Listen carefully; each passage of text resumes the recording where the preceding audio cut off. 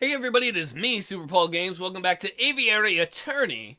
Right now, Sparrowson is on the bench. He's about to get prosecuted? About to get cross-examined by the prosecutor. The Judge Romulus is forcing the prosecutor to do this. And he wants him to tear his testimony to shreds. Your Honor, here's a note signed by a medical professional definitively proving that the chocolate wrapper was from the crime scene was poisoned. We could nitpick the details or delve into the doctor's credentials, but I fear it would be a waste of the court's time. Nobody wants that. Ah! So what do we do then now? We do nothing, Your Honor. This poison wrapper has introduced an element of doubt into the case. The prosecution must accept that. But is the level of doubt reasonable? Is it significant? I think the members of the jury will agree. JJ's evidence is still tenuous. Tenuous? I am proven beyond... A step above circumstantial. You've proven a link, not wholly illogical link, I must add, but you haven't proved beyond doubt that Major Howell was killed by the chocolate. Are you kidding, Cocorico? This is the only proven poison. There has been no proof that there was poison on the rose. None. But we know that the chocolate was poisoned. You are still making far too many assumptions. You're putting the ass in assumptions. Where is the empiricism that is required by the good court of law? Where are the witnesses that can back up your claims? We can call Hoggleslock.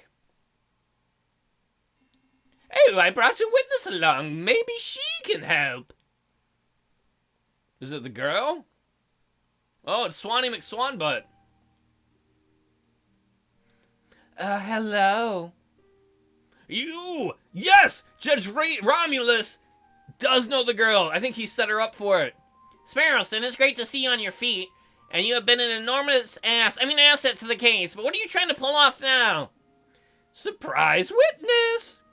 Surprise witness? Yeah.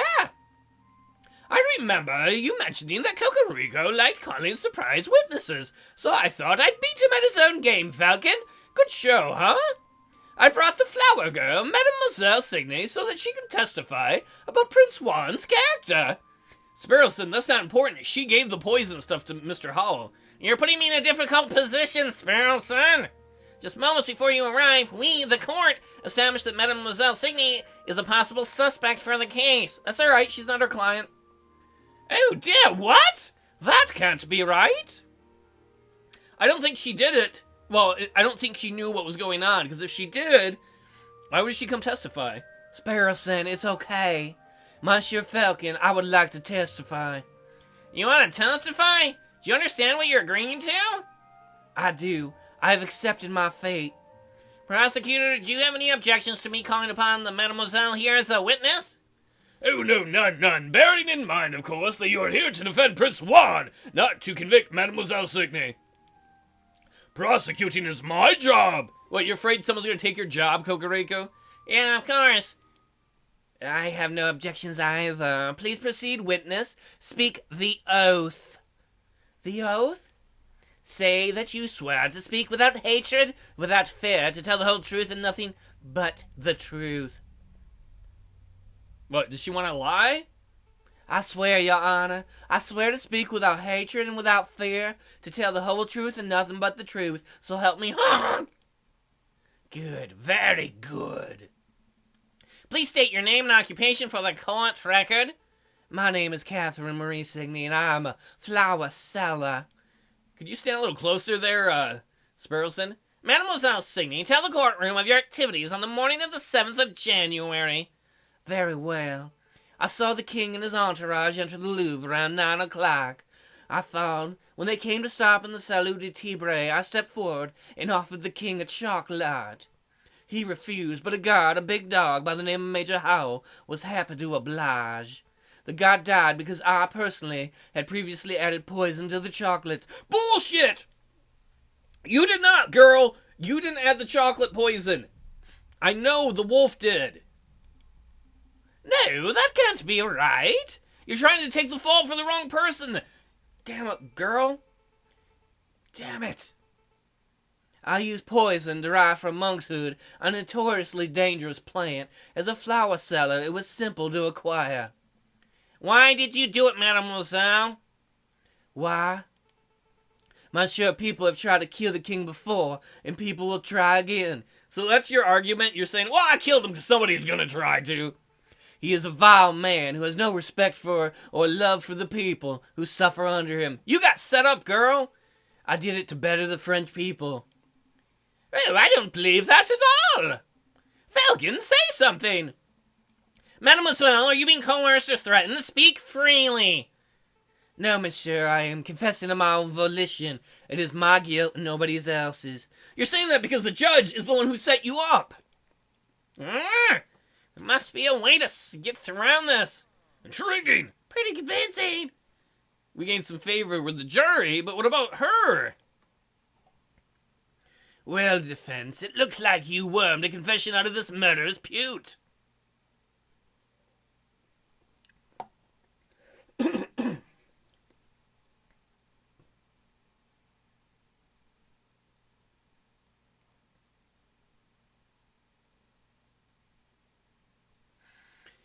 No, but she delivered the murder weapon, but she was an accomplice. I don't know if she was a knowingly accomplice. I suppose that gets your client, Prince Juan, completely off the hook, like you. So we shall wrap this court session up? No. No, not yet. I have further witnesses. Witnesses? Oh, man. Questions for your witness, Your Honor. Oh, man, I'm not doing a good job today. Further questions to what end? You've already proved your client's innocence. I wish to uncover the truth. You aren't here to uncover the truth. You're here to defend Prince Juan, and you've done that job with a disgusting level of diligence. Nonetheless, I believe the mademoiselle has admitted something of huge importance, and I wish to question her further. Something of huge importance? I won't allow it. Fine. Can I at least show something to the witness? You and the prosecutor are a right pair of moralizing blowhards, aren't you? You are doing my head in. Fine. If it will shut you up, I will let you show one magical mystery item to the witness. I can't imagine you have anything up your sleeve to change the flow of this trial, though. Monsieur Falcon, save it. I have nothing more to say.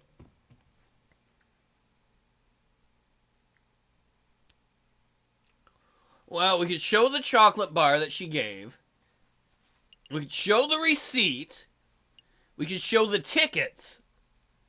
I'm going to take a risk and go with the tickets, because one of them has her name on there. Oh, or do we go with that? Because we can prove that the judge did it. We're going to go with the tickets. Please take a look at these, mademoiselle. Train ticket stubs? Look at the names. Hopefully we picked right. Papa and Mama. In Vienna, really? Are they safe? We picked the right things. Because the wolf or someone threatened her family, most likely the wolf. We have proven to her family is safe. They're in another country. They're in Austria. So, maybe she will testify the truth. They are. The tickets were arranged courtesy of the Fox. Then, that means the wolf has nothing to hold over me. I can speak freely. Indeed. Go ahead, mademoiselle. What are you two muttering about down there? I am amending my testimony, Your Honor. You already committed perjury. I don't know if we'll accept this, but okay. Members of the court, everything I said today has been the truth. I did go to the Louvre on the 7th of January. I did present a box of poisoned chocolates to the king, except it was not of my own volition. I was threatened. I was forced to carry out the task under threat of harm. Oh. You see, my family has been struggling to get by. The winter has been harsh, and my flower business has been struggling. I can't seem to pick any flowers in the winter. One day a man approached me, a man I assumed to be kind-hearted. This man offered me 200 francs to get us through the cold. All of a sudden I imagine not a 200 franc note, but like 200 men named Frank. They're like, hi, hi, hi. 200 of them. But I could not afford to repay the debt. When I attempted to bargain with the man, he offered me a deal. Assist him with a murder, and he would drop all the debts. Refuse, and he would ruin me and my parents. I obliged because the alternative meant death for those I love. The name of the man who did this is... It's got to be Remus, right? Or Romulus, sorry. Judge Romulus! Oh, shoot! Ah! What a creative story! This is obviously a last-minute, desperate attempt at passing the buck. The sheer laziness of this girl to accuse a man she's never met before. She's blatantly floundering, I say. Indeed, I've heard dozens of self-pitying yarns during my time as a prosecutor. You can make a self-pitying sweater out of self-pitying yarn. Although, admittedly, this is the first time I've seen a witness directly accuse a judge. Quite a brazen gambit, I must say. But in any case... What about in this case? We're kind of in this case trial. These sorts of stories never turn out to be true. They're always proven to be the fabrications born of desperation. I have never been more honest, monsieur. Listen, Mademoiselle Signy, I would like to believe your story, but accusing a man, a judge no less, of conspiring to murder the king is a hugely serious accusation. Do you have any proof to support your story? Proof? Yeah, we're in a court of law. Don't worry. You say the judge lent you money, then you must have a signed contract when you made the transaction. Do you get a contract for everything you do, Kokoriku? Do you go buy grapes at the store and you like, can we sign a contract for this? You'd be like, no, I get a receipt. That contract would suffice as proof. The contracts were all verbal. He said the money was a gift at first, only later said I had to repay him. How convenient. Of course, the supposed contract doesn't exist. The mademoiselle has no proof because her story is a blatant lie. Falcon, you have to do something. Do we have anything to link the Judge Romulus to Mademoiselle Signy? That we do, Sparrowson. A link? Of course we do, my friend. Members of the court, I know for certain that Mademoiselle's story is true. I can say with certainty that Judge Romulus has made a contract with Mademoiselle Signy in the past. I know this because at this very moment, I'm holding a key piece of evidence that links Judge Romulus directly to the crime scene. Well, that would have to be... Oh, my foot. No, it's not my foot. My foot fell asleep. That's got to be the receipt, isn't it? Oh. Yeah, I was going to say the pen, but we woke up with the pen on us. It's got to be the receipt, because the receipt is for the chocolates that were poisoned. Signed in green ink, signed by Judge Romulus himself. I think you should take a look at this, Severin. Me? You don't trust it in the judge's hands? What? What is it? I need to see. What does the piece of paper say? Does it say I'm uncool? Because I am totally cool. This is a receipt for a box of chocolates from Lander Hagelslag's Chocolate Emporium on the 6th of January, made out to a man named Romulus. The writing on the receipt is clear. A man named Romulus bought chocolates on the day before the murder.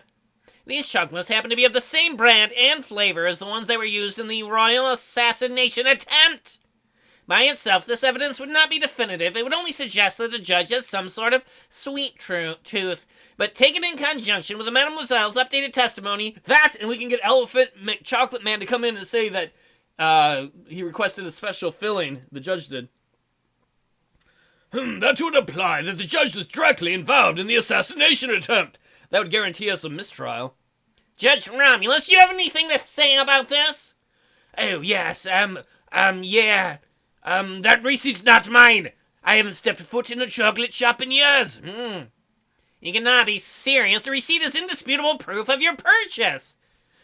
Indisputable? Watch me dispute it. I'm disputing it right now, even. What you have there is a scrap of paper with the word Romulus scrawled on it. Well, there might be lots of Romuluses. Every day people name their little babies Romulus, don't they? Is it a forgery? Are there simply two men named Romulus living in Paris? I don't have a clue. We have a clue. What I do know is that you have nothing to prove I was the one who signed that receipt. Well, we could get the testimony of the elephant. This is absurd. Do you want me to dig up court documents with your signature so we can undertake a handwriting analysis? Oh, that wouldn't be possible. I believe His Honor uses a rubber stamp for signing off on official court documents. That is conveniently a pain in the butt.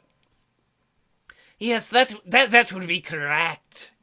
Well, it is no matter. I don't need the judge's signature. I already have in my possession proof that the signature on the receipt belongs to Judge Romulus himself. Well, the only other thing it could be would have to be the pen, right? Yeah, because it's not going to be the rose. It's not Don Quixote. It's got to be the receipt, or the pen. Oh, but first things first. I believed you dropped your pen, Your Honor. Oh, this would be perfect. Oh, Oh, yes, that is mine. Thanks, I have been looking everywhere for it. Oh, Judge, you just screwed yourself. I thought as much. Mademoiselles and messieurs, last night I was assaulted outside of the Saltpetre Hospital. I did not see the assailant's face, but I did accidentally grab something from their garments as I was thrown into the Seine. Insane in the river brain.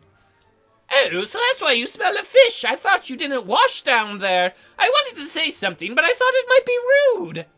This fountain pen is the very item that I grabbed. Oh, no. Did I say that pen was mine? On closer inspection, I see I must have been mistaken. Save it, Your Honor. I'm not here to press assault charges. What interests me most about this pen is the ink it contains. It is emerald green in color. Oh, and as we all know, only baddies write in green. Your stereotypical jumping to conclusions was right earlier, Sparrowson. Yes, but more importantly, it's a rare and unusual choice of ink color.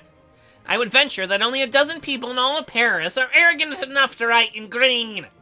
And I would venture that the only one of those arrogant people is named Romulus. So Judge Romulus lacks respect for classic penmanship. What of it? Take another look at the chocolate receipt, Severin Cockadoodle-Doo. That receipt was signed with emerald green ink. Ah! I'm a good lawyer all of a sudden.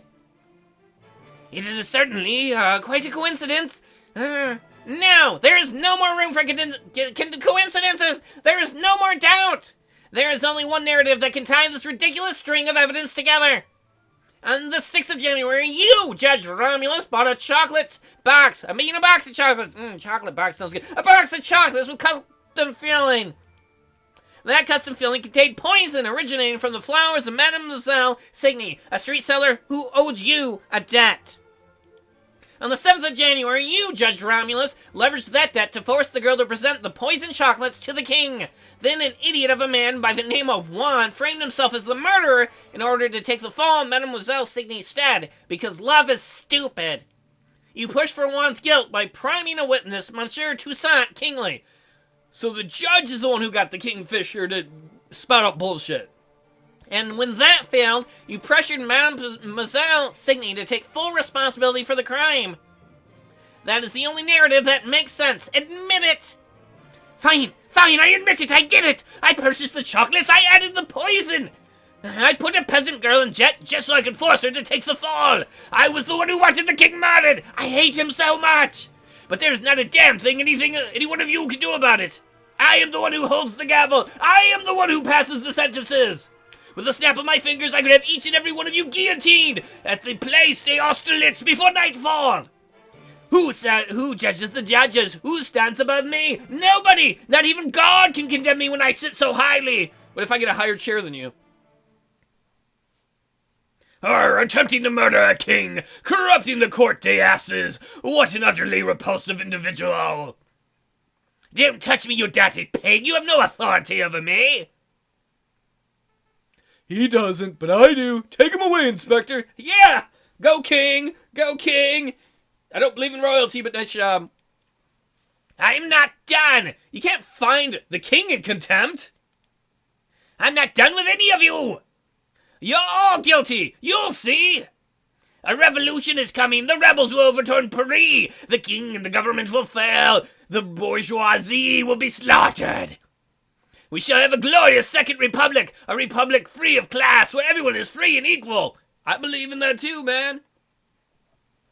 Hey, don't touch me! Especially not down there! Oh! Just another ranting lunatic, Your Majesty. Ignore him. Of course. Carry on, Inspector. This has been a most exciting day.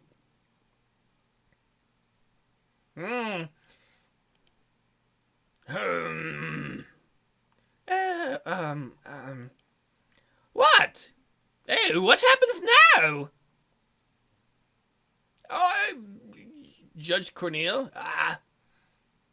because we do have two judges here. I guess I'm supposed to take over the president judge's duties? I forgot, we have two judges that sit in with the jury. Well, given the surprising series of relations that took place, I believe the results are clear. We find the defendant, Prince Juan Quirito, to be cleared of all charges, and therefore we find the defendant not guilty. Woo! We won! Victory, birds! Not guilty! Sorry that you lost the case, Cocorico. What? What happens to me now? Well, you committed perjury. Hopefully the judges don't remember that. Mademoiselle, it is clear you were coerced. However, you still played a significant role in the king's assassination attempt. By all rights, you must be tried for your crimes. I see. I cannot argue. But as it happens, due process was not followed during this trial session. Judge Romulus thoroughly disrupted the proceedings. Consequently, I believe that most of the testimonies given during this trial session would not be seen as valid in a court of law. What does that mean? Oh, he's saying you're free to go. Correct. As a prosecutor, I see no crime to prosecute. Really? Thank you so much, monsieur. And thank you, messieurs. Without your help and assurances, I don't know where I'd be right now. So, are my parents really in Vienna? Yeah, I think so. I don't know. You'd have to ask the Fox for details. I don't know exactly what he arranged. Although now that Judge Romulus poses no threat, I suppose your parents would be free to move back to Paris. Probably not a good idea. Actually, I may follow them to Vienna. Oh, you need a holiday after all this drama? Don't be foolish, Sparrowson. After her life was on the line and that of her family's, and the fact that Romulus may have accomplices, it's wise to get out of here. Well, yes, but I also want to get away from here before the fighting starts. You mean the revolution Judge Romulus mentioned? He doesn't seem mentally stable. Pay him no mind. It's not just him, monsieur. In the streets, everyone is talking of uprising. If you were smart, you would clear out of here, too. Thanks for the concern, mademoiselle. But we're far from smart, so we're gonna stay put, I guess. I see. Then good luck, messieurs, and farewell. Maybe we can meet again when this is all blown over. Oh, I'd like it if you'd blow... Sparrowson? Oh, I'm sorry, Falcon. Wait, mademoiselle. Oh, don't you want to have, like, a quick celebratory drink? Oh, Falcon, she's gone. Oh, so I guess it's you and me and the fox, right, Falcon? That sounds good, Sparrowson. Take Prince Juan back to the Aviary office. I need to sort up some paperwork with Severin. Okie dokie. Not bad. I was really worried earlier in this case that I was going to screw up everything. I suppose the congratulations are in order. Uncovering the truth in the way that you did, it was quite a feat. Yeah, I got 2 feet. That is not what it means in that context. Oh, everything went far better than I could have hoped, but you surprised me at the end with that little lie of yours. Lie? This trial's testimonies are completely invalid. Bullcock! Horsecock! Birdcock! Cockcock! You and I both know that this trial has produced ample valid evidence for Mademoiselle Signy to be detained and tried. Even with the coercion accounted for, I bet she would still be found guilty of conspiracy or accessory to murder. So why are you holding back, Cocorico? Well, 10, maybe 5 years ago, I would have prosecuted Mademoiselle Signy. When I was fresh out of law school, I thought my role as a prosecutor was to condemn every potential criminal that came my way. I thought if the guilty person ends up behind bars or on the hanging dock... It's like hanging dick. Really, JJ, on the hanging dock, then justice has been served. But as I gained experience, I started noticing the details. The deets? The extenuating circumstances, the personal considerations, the gaps in the law where even when due process is followed to the letter, good people are punished and the wrongdoers walk free. I hated it, so I changed my role. I decided I should not strive to secure a guilty verdict, but to ensure that justice is served. I could prosecute Mademoiselle Signy and she would definitely be convicted, but that would not serve justice. Huh? I don't know if that's good that you take the law into your own hands, or it's bad. It's kind of good that you do take the extenuating circumstances under consideration. We're gonna be nice to him. I think he would be. You're a good lawyer, Cocorico. You? Well, you're not terrible, Falcon. You're mostly bad, but not terrible. Oh, I must congratulate you, Senor Falcon and Senor Sparrowson. What am I doing still using that old accent? I mean, of course, I meant congratulations, Monsieur Falcon and Monsieur Sparrowson. That wrong voice. I hate when I do that. I feel awkward and stupid. It's no big deal. We're just doing our jobs. You're gonna pay us, right? No. Your job ended when you proved my innocence. Everything after was that you were going above and beyond your duties. Of course, I was counting on you to do so. A lesser lawyer would surely have stumbled or caved in. Oh, but before I forget, your payment. This is so much nicer than Lady Caterline, who was a murderer. Got away. Thank you, Monsieur Valpes. It's been a strange case, but I'm glad the truth came to light. I'll see you out. Oh, wait, Monsieur Valpes, before you go. Something's been bothering me. Don't talk anymore, Sparrowson, because if we got the wrong guy again, I can't deal with that. Well, why did you come to us in the first place? Surely there are much more reputable lawyers out there who could have done a better job. Oh, more reputable than Falcon that stands before me? Yes, sorry, Falcon, but Falcon's got a sucky track record. True, he does have a mixed record, but his family name is hugely respected in the lawyering world. Oh, I don't think Sparrowson knows that. We barely know that about Falcon's family. I choose Monsieur Falcon as my lawyer for that reason alone. Oh, really? I've never heard of another lawyer named Falcon. Let's not go down this road, Monsieur Valpes. I don't go by my old name for a reason. That is fair. We shouldn't be fixated on the past, should we? After all, it's already been and gone. The future is where our potential lies, and that's what we should be paying attention to. A storm is fast approaching. Oh, you mean this revolution that the crooked judge mentioned? Indeed. I dare say, not deer, deer's delicious. I dare say that the wolf is right, though. A rebellion is coming, one way or the other. Listen, Monsieur Falcon, you'll probably have a surge of work over the coming days. If you want me to dig up dirt on anyone at all, please feel free to drop by my office at any time. Oh, sweet, we can see Mousy, I like him. Dig up, the dirt? I'm a private investigator. It's what I do. We'll bear that in mind, Monsieur Valpes. Good day, messieurs. I'm going to get a drink. Do they have a little, bird bath drinking area? That'd be so cute and adorable. Oh, seriously, Falcon? What? I was just going to ask if you wanted tea or coffee. Oh, how about some me? Falcon, you are incorrigible. Wait, I'm Falcon. It's been a long day. Well, that is the end of Act 2. I would like to thank you all for watching. This has been the second case. I'm loving this game. It's a lot of fun. I know there are 2 more cases to go. I believe they're both longer than the previous cases, and I hope to get to them before too long. Take it easy, everybody, and have a good day.